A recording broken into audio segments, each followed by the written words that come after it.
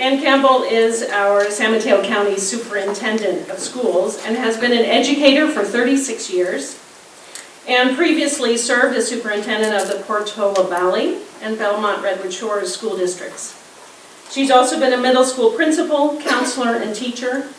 Ann's priorities include closing the achievement gap, expanding access to quality early care and education, and creating 21st century schools for 21st century students. Current initiatives underway to achieve those priorities include our Big Lift, the I-Zone, and the implementation of the Common Core. Welcome, Ann Campbell.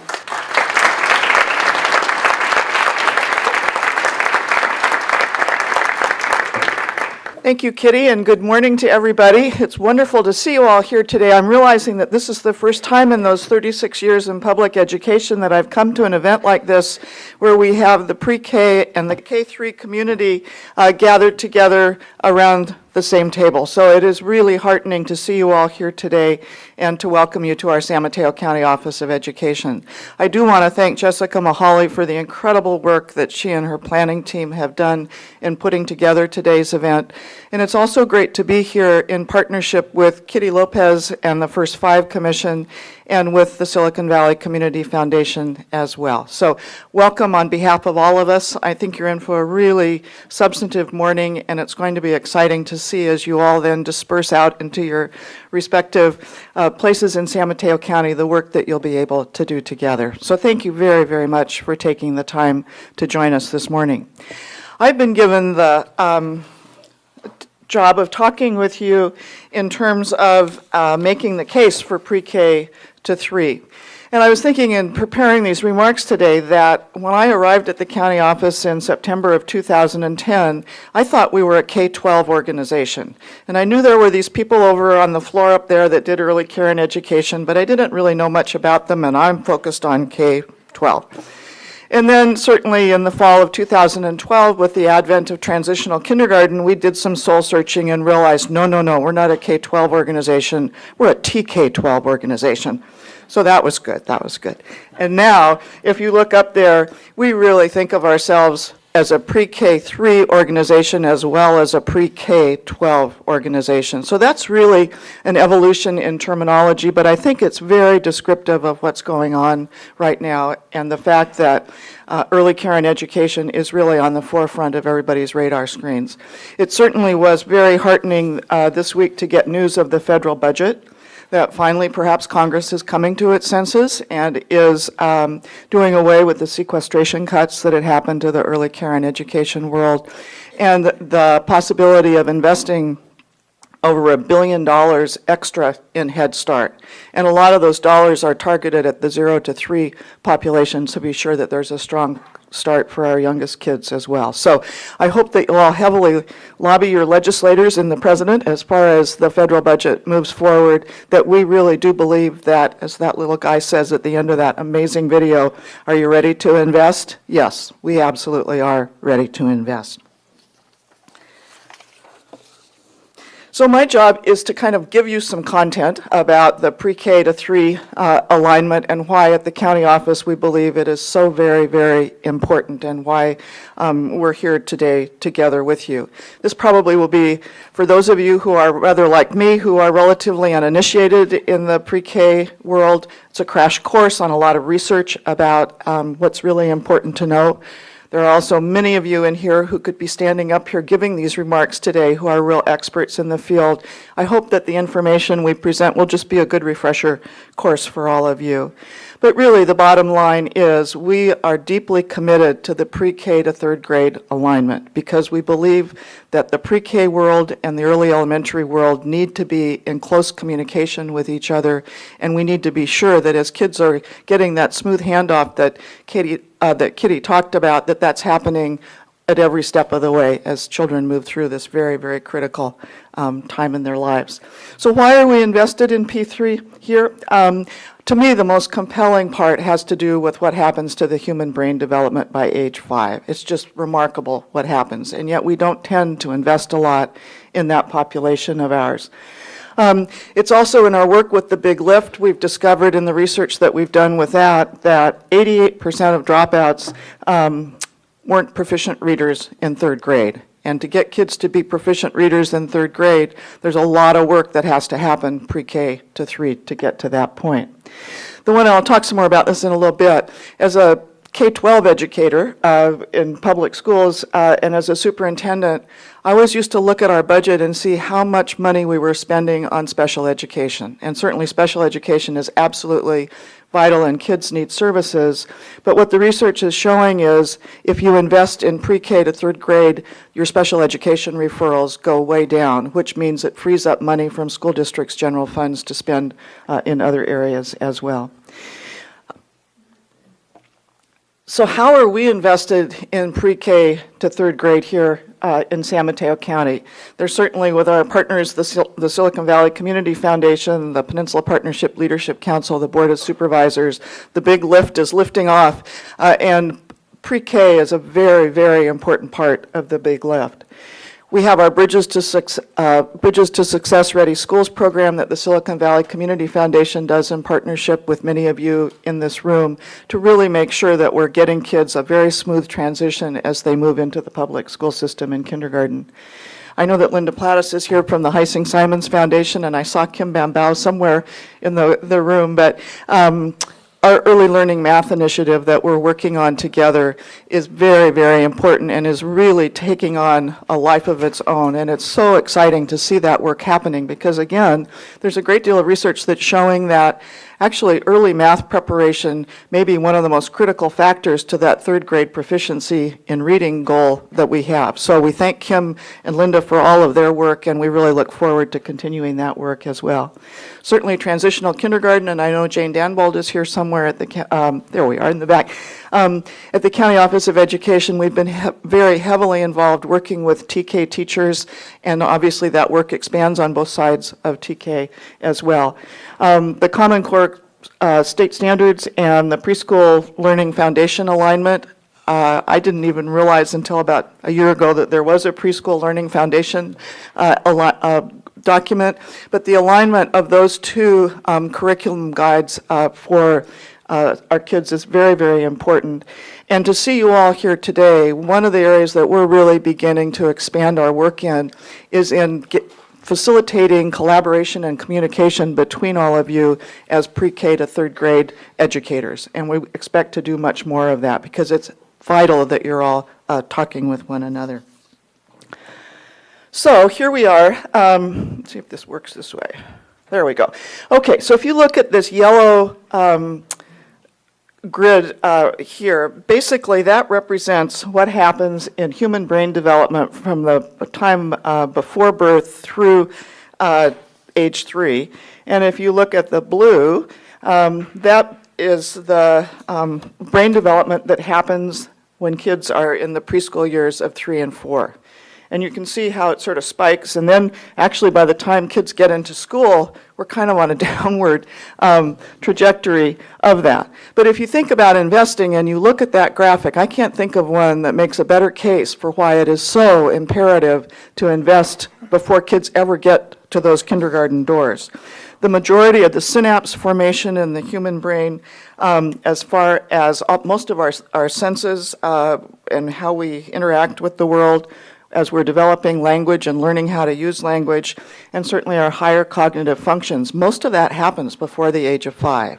And if you think about the special education referral fact that I put out there just a couple minutes ago, when kids' brains are as plastic as they are in those early years, those are times when kids can, even if they have various processing difficulties or learning difficulties, they can learn to compensate very early on, and the pathways in their brains become much better able to compensate. So anyway, then certainly we look at the brain research. We also look at James Heckman, the Nobel laureate from the University of Chicago, who got very, very interested in investing in early care and education to see what's the return on investment. Is this really worth it? Everybody says, oh, this is all important because of the science involved.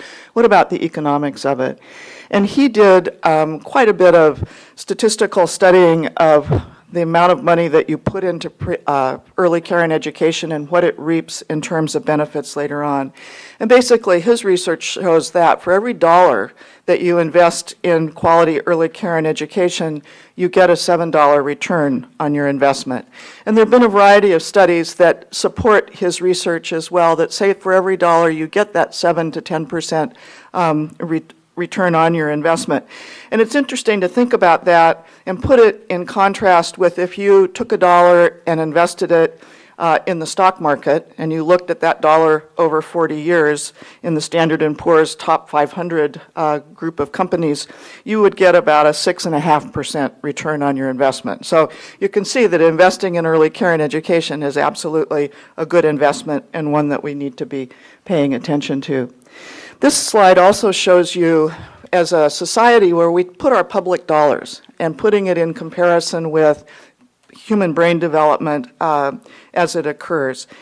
And when you think about Heckman's research, the compelling case that he makes from an investment point of view, but he also makes the point of view that if you don't invest those dollars, then the kinds of public funding that you have to do later on in terms of what's happening as far as crime rates, as far as dealing with people in prison, as far as our social support web with welfare and a variety of other support systems, that's after the fact. And we would be so much better.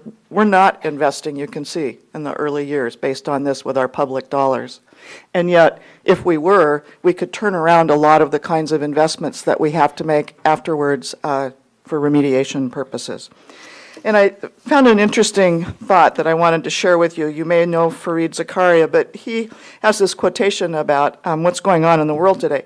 It says, the tallest building in the world is now in Dubai. The biggest factory in the world is in China. The largest oil refinery is in India. The largest investment fund is in Abu Dhabi. And the largest Ferris wheel in the world is in Singapore. None of those things are in the United States. And the question is we're in our global economy and we're not investing in our youngest citizens and children, and other countries, each one of those countries has a very active early care and education component to what it's doing. Where is America going to be as we move to the future? And so whether we're talking about scientific research and brain development, or we're talking about economics and where we go from here as a society, that investment in early care and education is absolutely vital. This is some data when we get from the global level down to the local level here in San Mateo and Santa Clara County that was actually published in December of 2010, which shows longitudinal data for children who are in kindergarten, and then as they move through to the third grade, what their proficiency level is. And it's thanks to the Silicon Valley Community Foundation that we have this information. But you can see the pyramid that shows the four components of kindergarten readiness with academics, self-regulation, social expression, and self-care and motor skills. Those are all important components to being ready for kindergarten. But what this, as people delved into the data and looked at where third graders were and where they had been as entering kindergartners, those two light blue areas of kindergarten academics and self-regulation, if kids had those in a good place when they entered kindergarten and we followed them through to third grade, you can see that 68% of them were considered to be highly successful based on where they were performing as third graders. If they didn't, and if you look at the bottom pyramid there, if they didn't have those two areas well in hand and they moved forward to third grade, only 21% of them were operating at the level where they needed to be operating. So when we think about, again, early care and education and getting kids ready for kindergarten so that they can then thrive as they move through the public school system, that academic piece and the self-regulation piece are very, very important.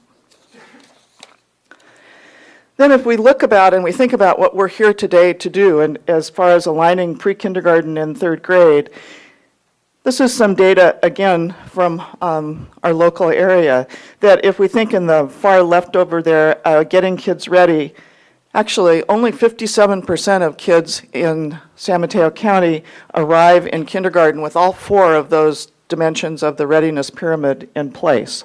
When we think about our elementary schools, and as kids make that move from kindergarten to early elementary, 62% of our elementary principals said that they know very little or nothing about who's feeding kids to them and what the kids have had in their pre-K programs. And 87% of those principals, which is hopeful, actually feel that increased collaboration would be a good thing. And then finally, when you look at third grade reading proficiency, 43% of all of our kids in San Mateo County, and if you look at lower socioeconomic kids, 61% of that group aren't reading proficiently as third graders. So that's rather sobering data. But I think we're all here today because we're optimistic and upbeat and we want to really make a difference and turn this trend around. If you think about the essential elements of an aligned P3 system, and this comes from the work of Kristen Cowers, who was here last year at the Silicon Valley Community Foundation event to speak about the importance of kindergarten, especially full-day kindergarten. But she says there are three essential elements of an aligned Pre-3 system. One is that you have high-quality early care and education opportunities for kids, that you then move into kindergarten, and she advocates a full-day kindergarten program, feeling that that's really critical for that transition. And then when you get into to first through third grade, you need an aligned quality system as well. And I think we talk a lot about quality early care and education. We don't always talk so much about quality K-3. And we can have the best prepared kids in the world moving through that quality early care and education system and arriving in kindergarten. But if those of us in the K-12 system don't pick up that ball and run with it and really focus on the quality of the education that we're providing our kids, all of that great work that's done in preschool starts to be diminished. So that's a word to my K-12 colleagues to kind of think about that. We haven't thought a lot about that as far as how we move forward with it. The other, I love this graphic that Professor Cowers also put forward when she was here a year ago, and she said, we tend to think of our school system as building blocks, and we build one solid block on another, and everything builds on itself, which is fine, but that actually, and it's perfect for pre-K, is we really ought to think of it as pop beads. And if you think about pop beads, and each grade level or year of development is one of those pop beads, they're separate by themselves, and yet when you put them together, they form an integrated whole, and they're flexible, and it's just a different way to think about the world of aligning pre-K to 3. I always used to love pop beads when my kids were little. So a couple more thoughts, and that is, as we think about preschool for a second, are there long-term effects? And I know that this is a topic that there's a lot of debate about. Great, well, we're going to put all this money into quality preschool for 3- and 4-year-olds, but does this really, really pay off in the long run? What are the long-term effects? And we certainly have heard James Heckman's thoughts about that. But basically, in 2010, there was a meta-analysis that was done of over 123 studies that had been done in the United States since 1960.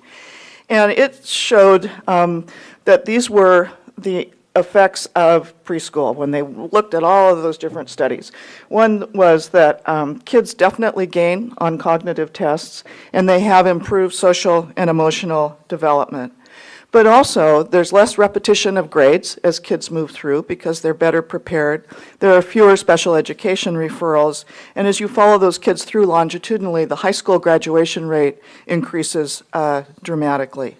Certainly, we do see some declines in effect once kids are in school, and that's true. But on average, if kids have that quality preschool experience, those effects, the positive effects that are listed up here really do continue as students move through the system. And I was really interested in the special education part of this because it's something I've kind of dealt with over time in a variety of environments. And in 2008, there was a meta-analysis done that said, okay, we hear that preschool, if kids have that quality preschool experience, it really does reduce special ed referrals. Is that really true?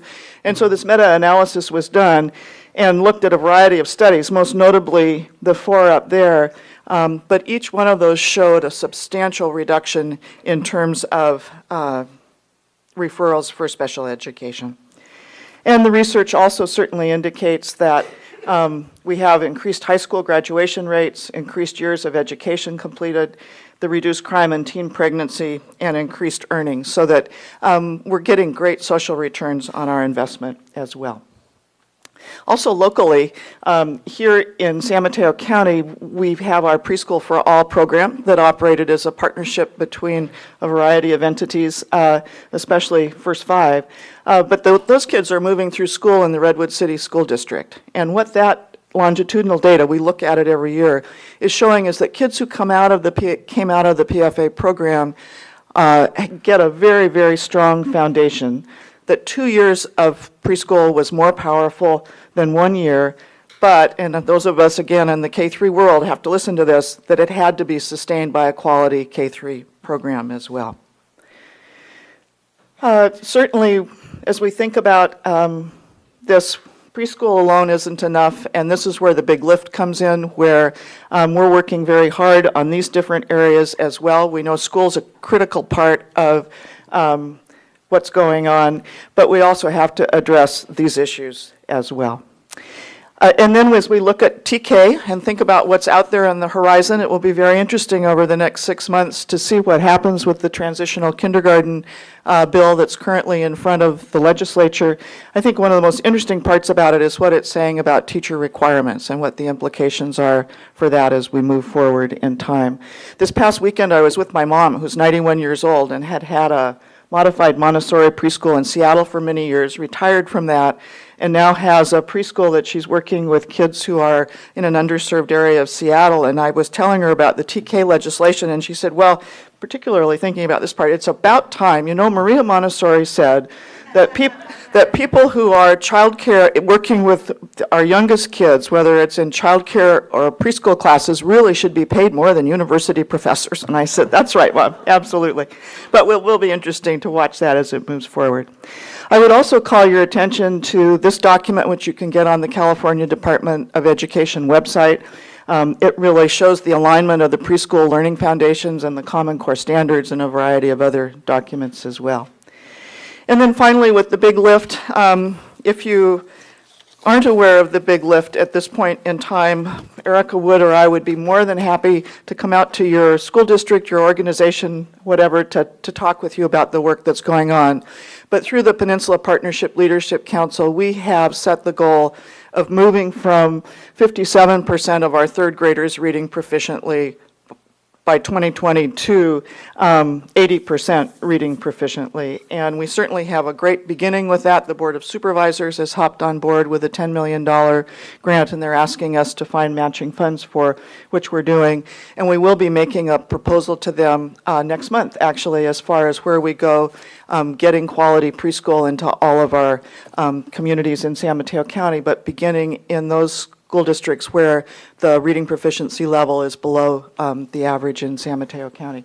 So we have a lot going on. I want to thank you all for your dedication to this work. It's absolutely vital. The San Mateo County Office of Education, together with our various partners, are very engaged in this work, and we really look forward. We're just on the very forefront of really thinking about pre-K to third grade alignment, and we look forward to working together with all of you to really make that initiative blossom into a true reality in school districts throughout our county. So thank you very, very much.